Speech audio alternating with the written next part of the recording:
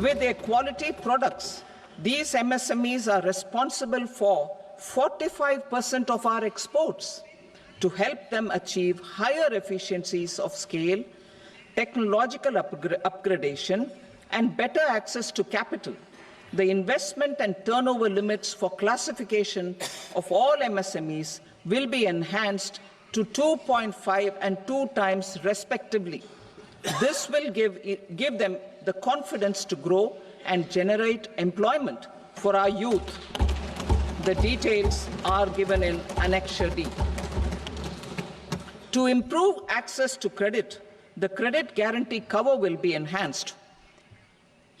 First, for micro and small enterprises from 5 crore to 10 crore rupees, leading to additional credit of 1.5 lakh crores in the next 5 years. Second, for startups from 10 crore rupees to 20 crore rupees, with the guarantee fee being moderated to 1% for loans in 27 focus sectors which are important for Atmanirbhar Bharat. And for well-run exporter MSMEs, for term loans up to 20 crore rupees.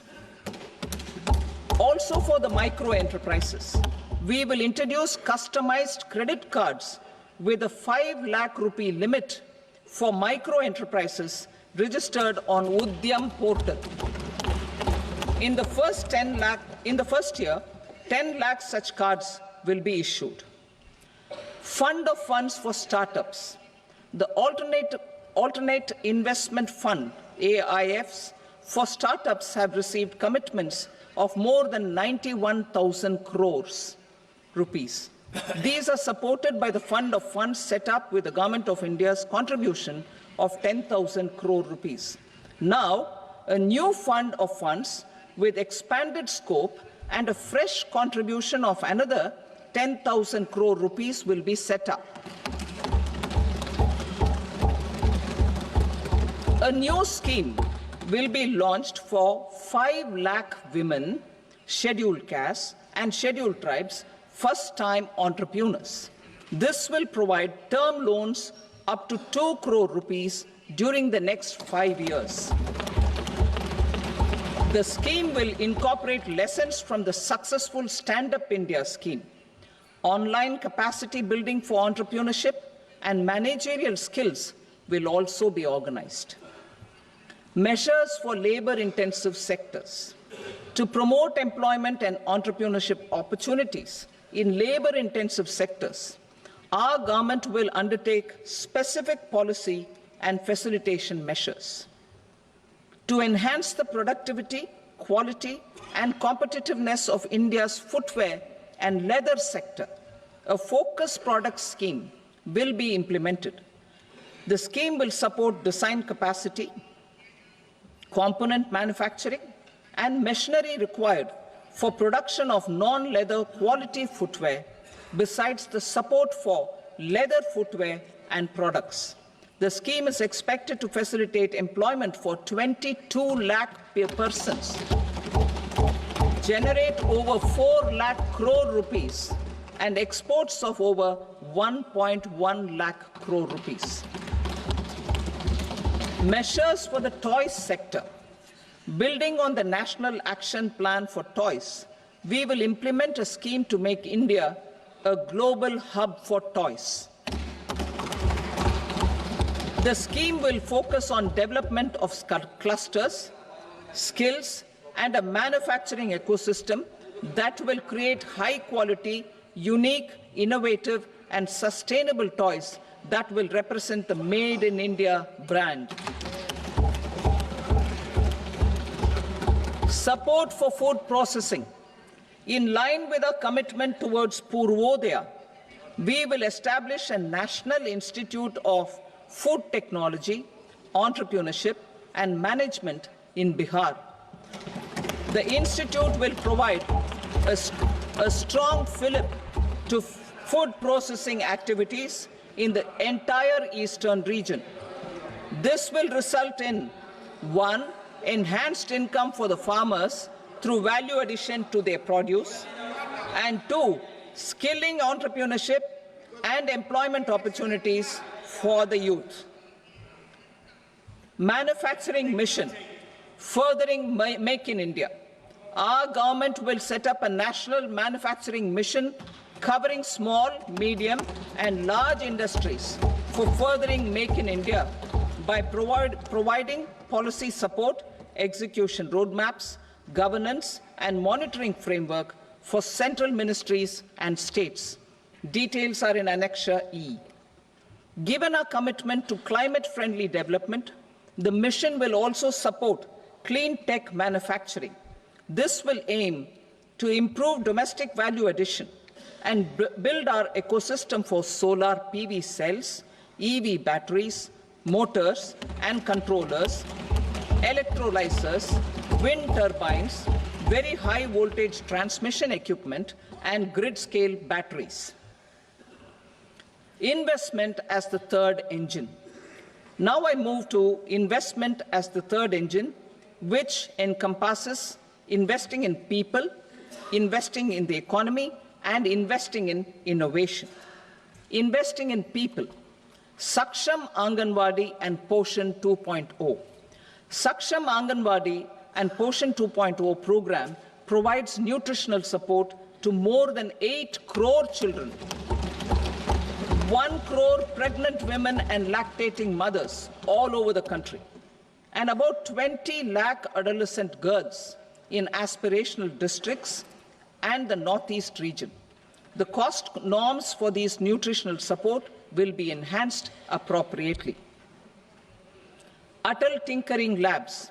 50,000 Atal Tinkering Labs will be set up in government schools in the next 5 years to cultivate the spirit of curiosity and innovation and foster a scientific temper among young minds.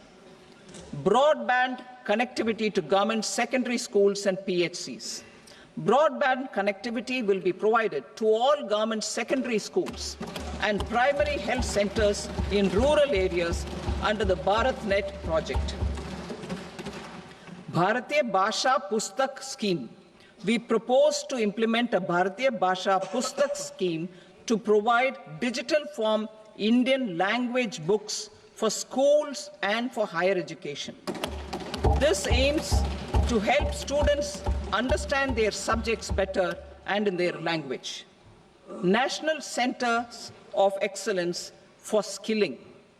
Building on the initiative announced in the July 24 budget, 5 national centers of excellence for skilling will be set up with global expertise and partnerships to equip our youth with the skills required for Make for India, Make for the World manufacturing.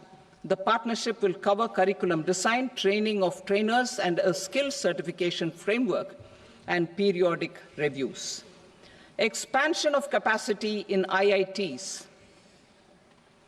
Total number of students in 23 IITs has increased 100% from 65,000 to 1.35 lakh in the past 10 years.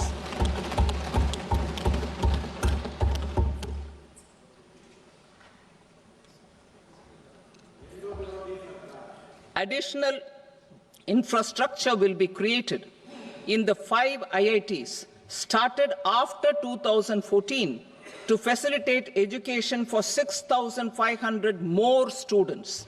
Hostel and other infrastructure capacity at IIT Patna will also be expanded.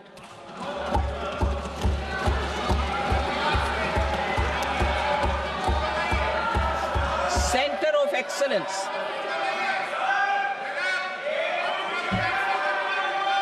Center of Excellence in AI for Education.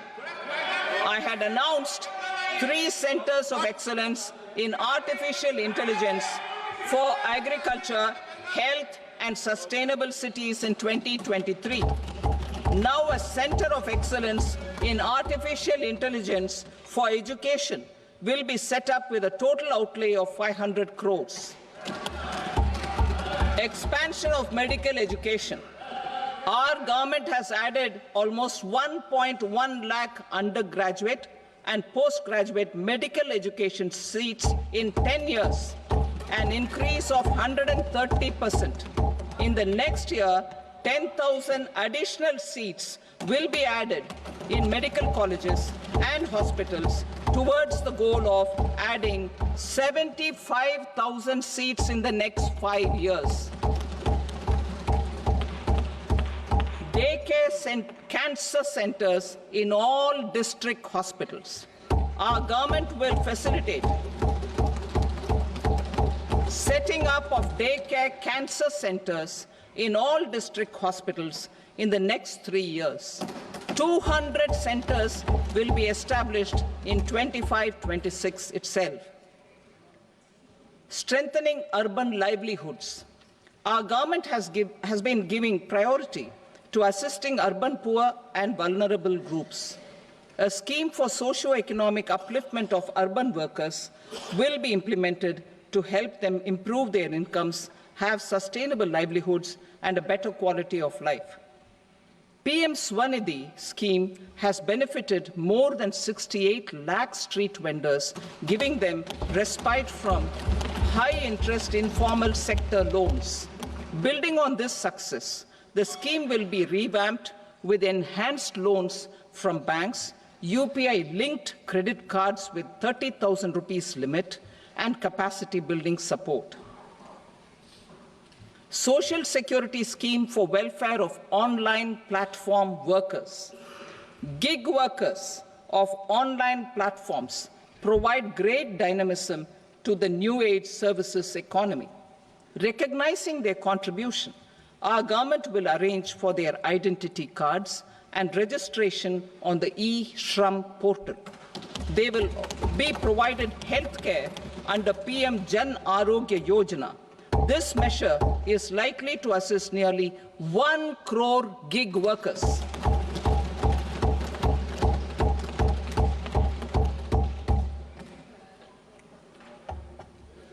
Investing in the economy.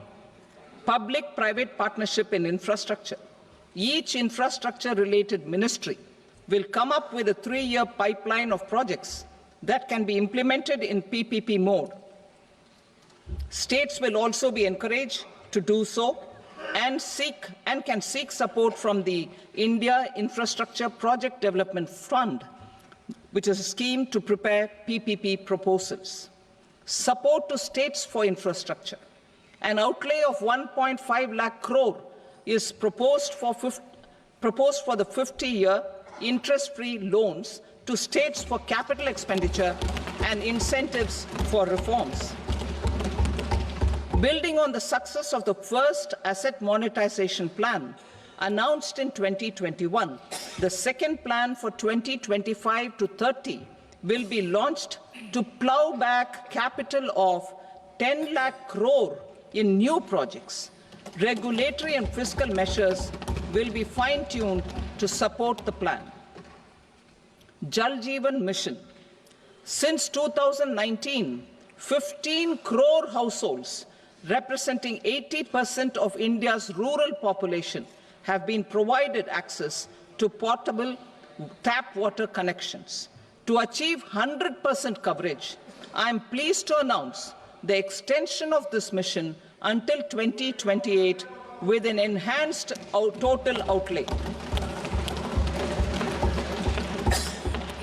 The mission's focus will be on the quality of infrastructure and O&M of rural piped water supply schemes through Jan Bhagidari.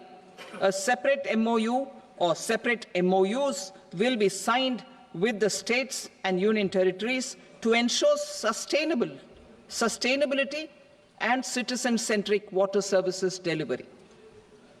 Urban sector reforms. Building on the July budget proposals, urban sector reforms related to governance, municipal services, urban land and planning will be incentivized. Urban Challenge Fund. The government will set up an Urban Challenge Fund of 1 lakh crore rupees to implement the proposals for cities as growth hubs, creative redevelopment of cities, and for water and sanitation purposes announced in the July budget. This fund will finance up to 25% of the cost of bankable projects, with a stipulation that at least 50% of the cost is funded from bonds, bank loans, and PPPs. An allocation of 10,000 crore is proposed in 2025-26. Power sector reforms. We will incentivize electricity distribution reforms and augmentation of intra-state transmission capacity by states. This will improve financial health and capacity of electricity companies. Additional borrowing of 0.5% of GSDP will be allowed to states contingent on these reforms. Nuclear energy mission for Vikasit Bharat. Development of at least 100 gigawatt of nuclear energy by 2047 is essential for our energy transition efforts.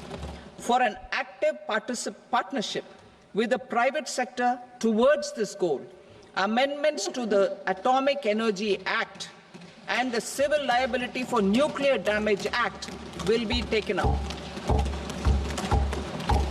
A nuclear energy mission for research and development of small modular reactors with an outlay of 20,000 crore will be set up. At least 5 indigenously developed small modular reactors will be operationalized by 2033. Shipbuilding. The shipbuilding financial assistance policy will be revamped to address cost disadvantages. This will also include credit notes for shipbreaking in Indian yards to promote the circular economy.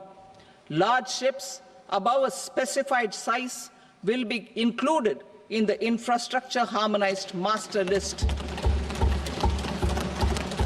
Shipbuilding clusters will be facilitated to increase the range, categories, and capacity of ships. This will include additional infrastructure, facilities, skilling, and technology to develop the entire ecosystem. Maritime Development Fund. For long-term financing for the maritime industry, a Maritime Development Fund with a corpus of 25,000 crore rupees will be set up. This will be for distributed support and promoting competition. This will have up to 49% contribution by the government, and the balance will be mobilized from ports and from private sector. UDAN regional connectivity schemes. UDAN has enabled 1.5 crore middle-class people to meet their aspirations for speedier travel.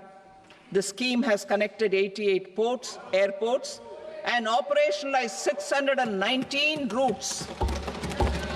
Inspired by that success, a modified UDAN scheme will be launched to enhance regional connectivity to 120 new destinations and carry 4 crore passengers in the next 10 years. 4 crore additional passengers in the next 10 years. The scheme will also support helipads and smaller airports in hilly, aspirational, and northeast regional districts. Greenfield airports will be facilitated in Bihar to meet the future needs of the state. These will be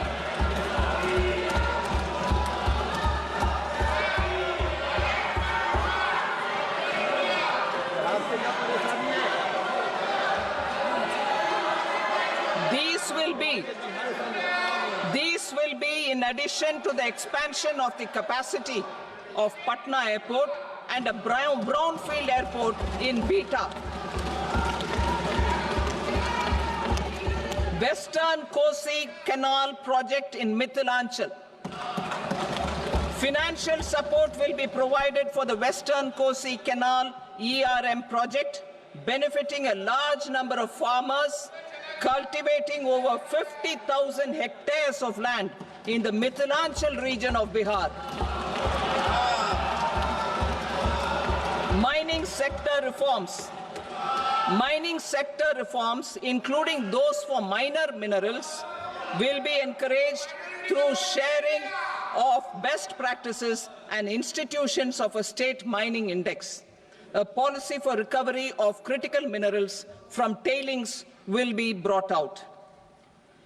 Under the special window for affordable and mid-income housing, SWAMI, 50,000 dwelling units in stressed housing projects have been completed and keys handed over to home buyers. Another 40,000 units will be completed in 2025, further helping middle-class families who are paying EMIs on loans taken for apartments while also paying rent for their current dwellings. Building on this success, SWAMI Fund 2 will be established as a blended finance facility with contribution from the government, banks and private investors. This fund of 15,000 crore rupees will aim for expeditious completion of another 1 lakh units. PM Gati Shakti data for private sector. For furthering PPPs and assisting the private sector in project planning, access to relevant data and maps from the PM Gati Shakti portal will be provided. Tourism for employment-led growth. Top 50 tourist destination sites in the country will be developed in partnership with states through a challenge mode. Land for building key infrastructure will have to be provided by the states. Hotels in these destinations will be included in the infrastructure harmonized list. The following measures will be taken for facilitating employment-led growth. Organizing intensive skill development programs for our youth, including in institutes of hospitality management. Providing mudra loans for homestays. Improving ease of travel and connectivity to tourist destinations. Providing performance-linked incentives to states for effective destination management, including tourist amenities, cleanliness, and marketing efforts, and introducing streamlined e-visa facilities along with visa fee waivers for certain tourist groups. Continuing with the emphasis on places of spiritual and religious significance, in the July budget, there will be a special focus on destinations related to the life and times of Lord Buddha. Medical tourism and heal in India. Medical tourism and heal in India will be promoted in partnership with the private sector, along with capacity building and easier visa norms. Investing in innovation. To implement private sector-driven research, development and innovation initiatives announced in the July budget, I am now allocating 20,000 crore rupees for this purpose. A deep tech fund of funds will also be explored to catalyze the next generation startups as a part of this initiative. In the next 5 years, under the PM Research Fellowship Scheme, we will provide 10,000 fellowships for technological research in IITs and IISc with enhanced financial support. The second gene bank with 10 lakh germplasm lines will be set up for future food and nutritional security. This will provide conservation support to both public and private sectors for genetic resources. We will start a national geospatial mission to develop foundational geospatial infrastructure and data. Using PM Gati Shakti, this mission will facilitate modernization of land records, urban planning, and design of infrastructure projects. A Gyan Bharatam mission for survey, documentation, and conservation of our manuscript heritage with academic institutions, museums, libraries, and private collectors will be undertaken to cover more than 1 crore manuscripts. We will set up a national digital repository of Indian knowledge systems for knowledge sharing. Now I move to exports as the fourth engine. We will set up an export promotion mission with sectoral and ministerial targets driven jointly by the Ministries of Commerce, MSME, and Finance. It will facilitate easy access to export credit, cross-border factoring support, support to MSMEs to tackle non-tariff measures in overseas markets. A digital public infrastructure, Bharat Trade Net, for international trade will be set up as a unified platform for trade documentation and financing solutions. This will complement the Unified Logistics Interface platform.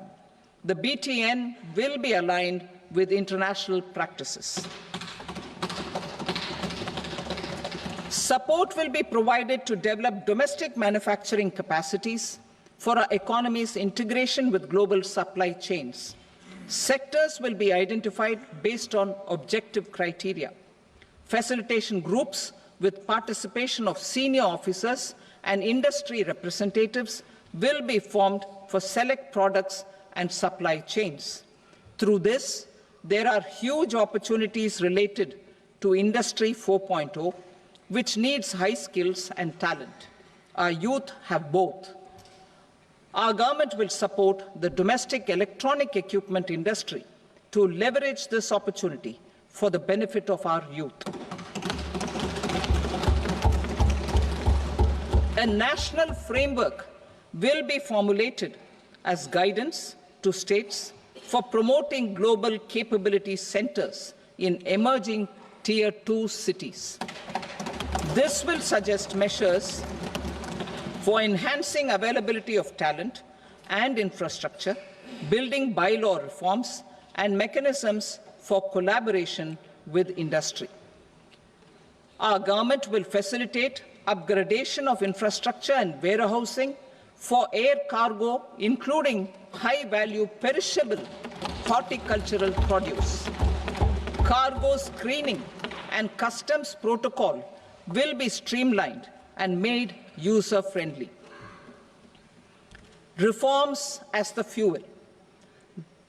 Over the past 10 years, our government has implemented several reforms for convenience of taxpayers, such as faceless assessment, 2, taxpayer charter, 3, faster returns, 4, almost 99% returns being on self-assessment, and 5, Vivad Se Vishwas scheme.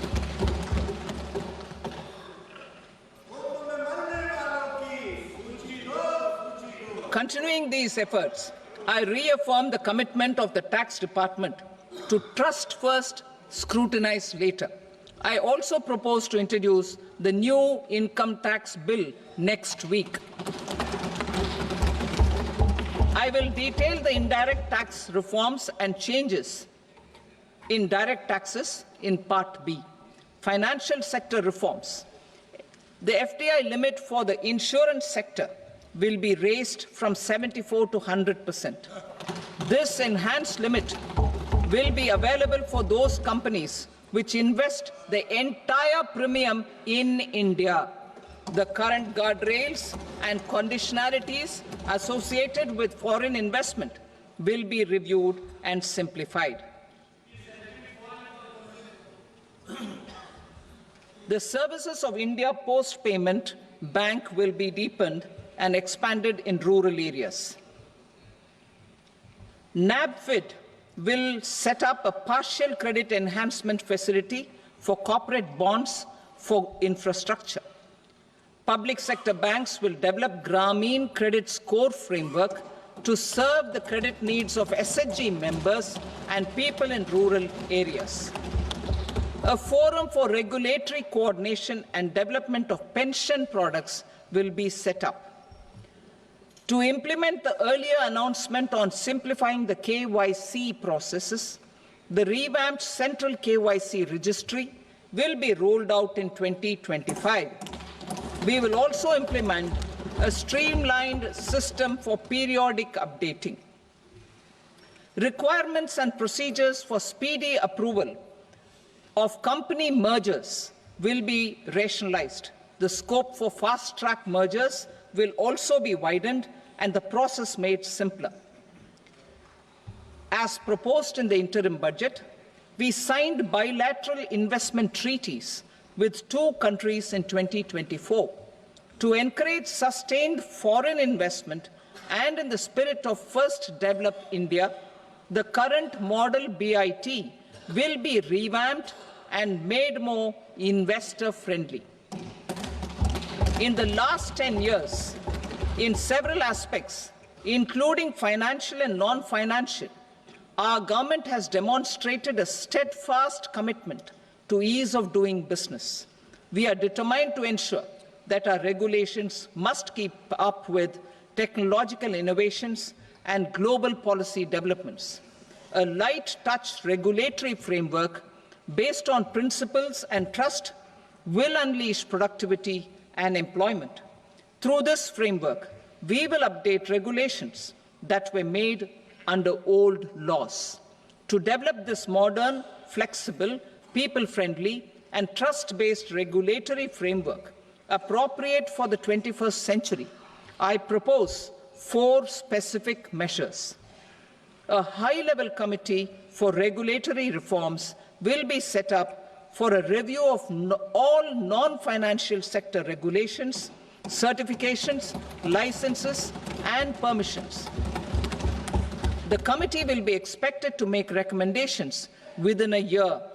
The objective is to strengthen trust-based economic governance and take transformational measures to enhance ease of doing business, especially in matters of inspection and compliances. States will be encouraged to join in this endeavour.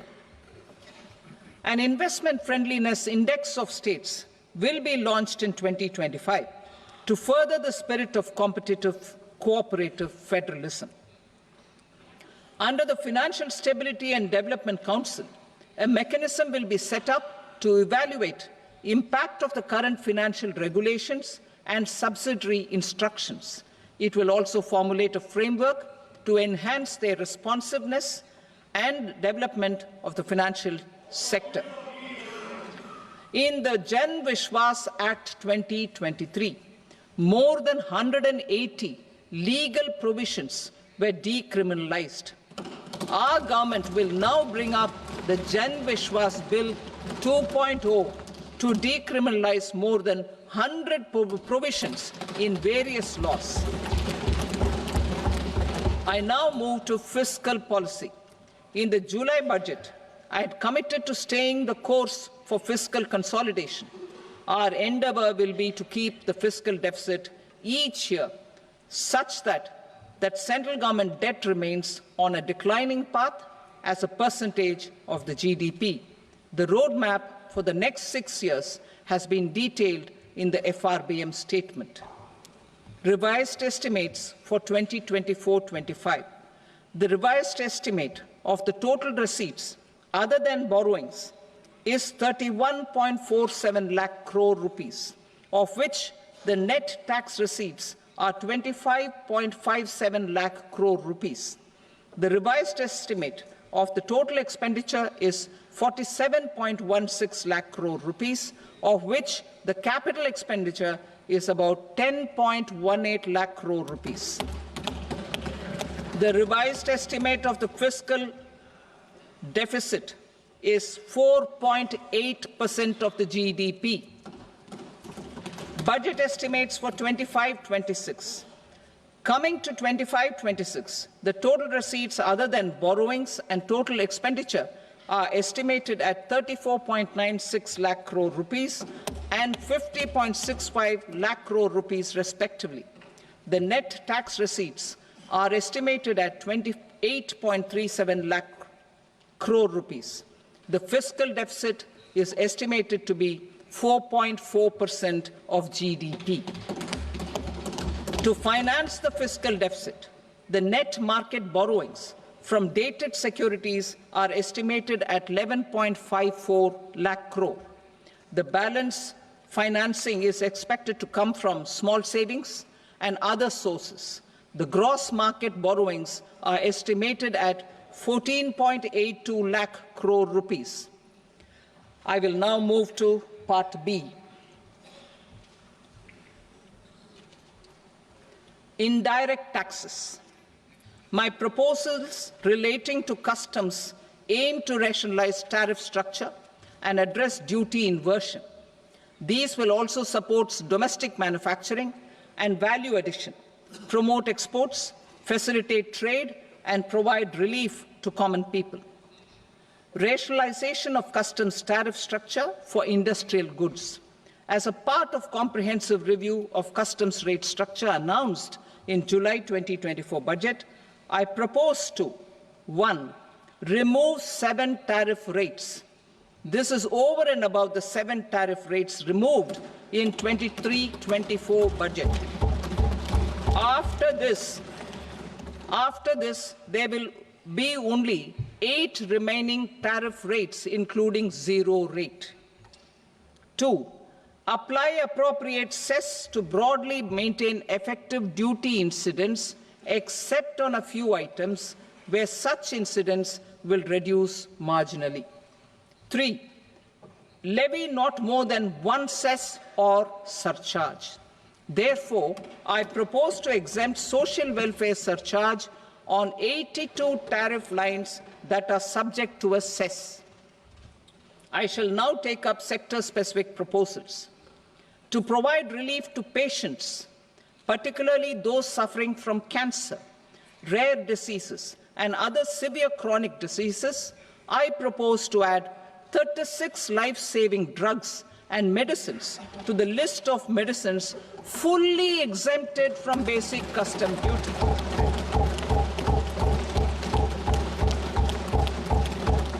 I also propose to add 6 life-saving medicines to the list attracting concessional custom duty of 5%.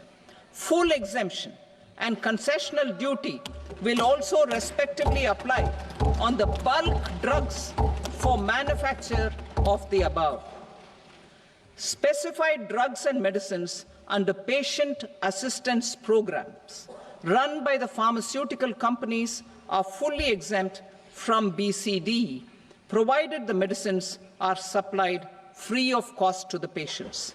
I propose to add 37 more medicines along with 13 new patient assistance programs. Support to domestic manufacturing and value addition. Critical minerals. In the July 2024 budget, I had fully exempted BCD on 25 critical minerals that are not domestically available. I had also reduced BCD of 2 other such minerals to provide a major fillip to their processing, especially by MSMEs. Now, I propose to fully exempt cobalt powder and waste, the scrap of lithium-ion battery, lead, zinc, and 12 more critical minerals. This will help secure the availability for manufacturing in India and promote more jobs for our youth. To promote domestic production of technical textile products such as agro-textiles, medical textiles, and geotextiles at competitive prices, I propose to add 2 more types of shuttle-less looms to the list of fully exempted textile machinery. I also propose to revise the BCD rate on knitted fabrics covered by 9 tariff lines from 10 or 20 to 20% or 115 rupees per kg, whichever is higher. Electronic goods. In line with our Make in India policy and to rectify inverted duty structure, I propose to increase the BCD on interactive flat panel display from 10% to 20% and reduce the BCD to 5% on open cell and other components. In 23-24 budget, for the manufacture of open cells of LCD, LED TVs, I had reduced the BCD on parts of open cells from 5% to 2.5%. To further boost the manufacture of such open cells, the BCD on these parts will now stand exempted. Lithium-ion battery. To the list of exempted capital goods, I propose to add 35 additional capital goods for EV battery manufacturing and 28 additional capital goods for mobile phone battery manufacturing. This will boost domestic manufacture of lithium-ion batteries, both for mobile phones and for electric vehicles. Shipping sector. Considering that shipbuilding has a long gestation period, I propose to continue the exemption of BCD on raw materials, components, consumables, or parts for the manufacture of ships for another 10 years.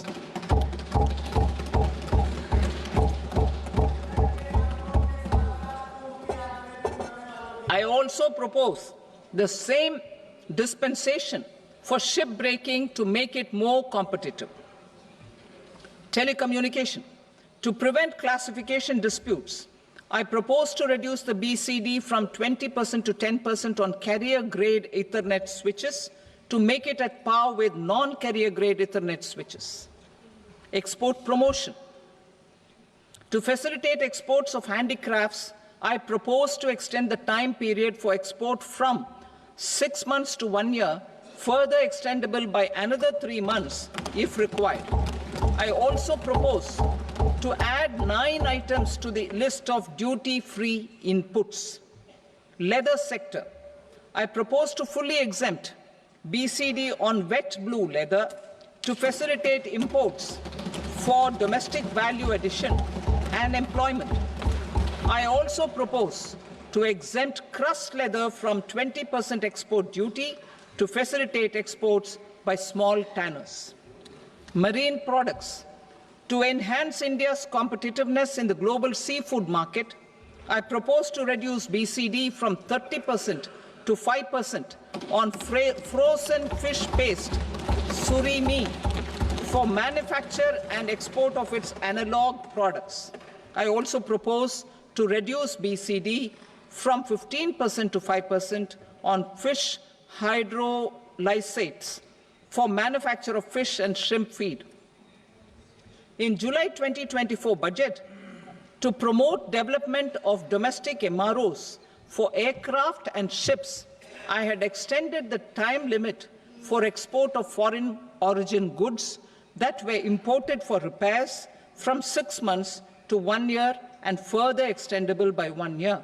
I now propose to extend the same dispensation for railway goods. Time limit for provisional assessment. Presently, the Customs Act 1962 does not provide any time limit to finalize provisional assessments, leading to uncertainty and cost to trade. As a measure of promoting ease of doing business, I propose to fix a time limit of 2 years, extendable by a year, for finalizing the provisional assessment. I propose to introduce a new provision that will enable importers or exporters, after clearance of goods, to voluntarily declare material facts and pay duty with interest but without penalty. This will incentivize voluntary compliance.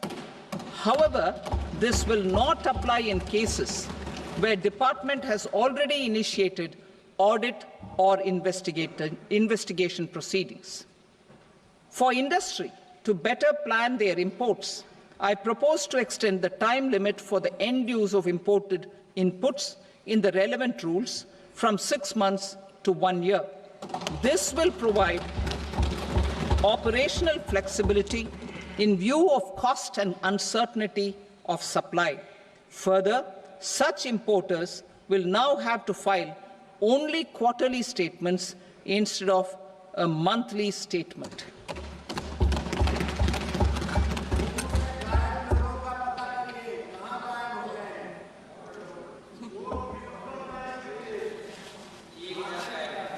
I now come to my direct tax proposals. In Part A, I have briefly underlined taxation reforms as one of key reforms to realize our vision of Vikasit Bharat. In respect of criminal law, our government had earlier ushered in Bharatiya Nyaya Sanhita, replacing Bharatiya Danda Sanhita. I am happy to inform this august House and the country that for new income tax bill will carry forward the same spirit of Nyaya in its drafting as well. The new bill will be clear and direct in text, with close to half of the present law in terms of both chapters and words. It will be simple to understand for taxpayers and tax administrators, leading to tax certainty and reduced litigation. Reforms, however, are not a destination. They are means to achieve good governance for our people and economy. Providing good governance primarily involves being responsive. The Tirukural captures this in verse 542, which reads, "Vaanokki vaazhum ulagallam, mannavan kol nokki vaazhum kudi," meaning, just as the living beings live expecting rains, citizens live expecting good governance. Our government is committed to keeping an ear to the ground and a finger on the pulse and responding while balancing our national building efforts.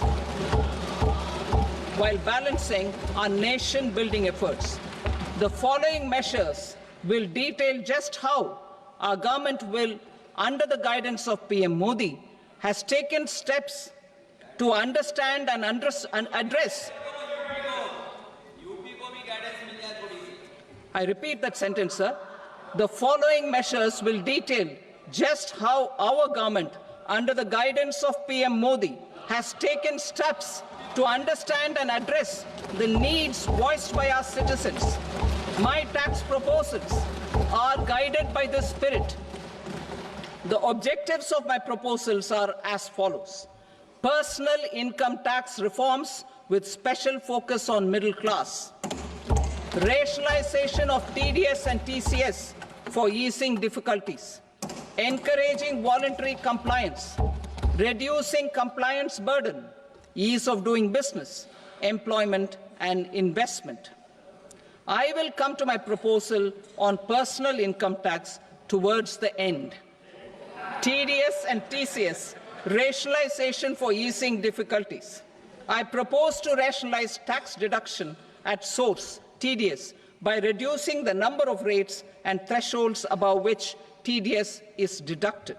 Further, threshold amounts for tax deduction will be increased for better clarity and uniformity. The limit for tax deduction on interest for senior citizens is being doubled from the present 50,000 rupees to 1 lakh rupees. Similarly, the annual limit of 2.40 lakh rupees for TDS on rent is being increased to 6 lakh rupees. This will reduce the number of transactions liable to TDS, thus benefiting small taxpayers receiving small payments.